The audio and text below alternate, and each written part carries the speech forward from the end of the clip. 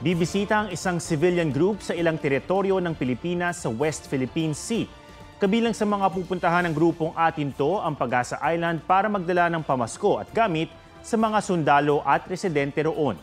Hindi naman pinayagan ng tinaguriang Christmas convoy ng grupo na pumunta sa BRP Sierra Madre sa Ayungin Shoal dahil sa banta sa seguridad.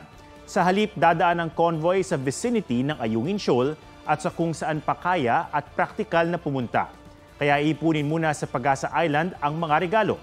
Saka ito ihahatid sa mga sundalong nasa BRP Sierra Madre sa susunod na resupply mission. Ayon sa National Security Council, kailangan makipag-usap ng grupo sa Coast Guard at AFP Western Command para maplansya ang ruta at mabantayan ang tinatayang 40 barkong balak sumama sa convoy.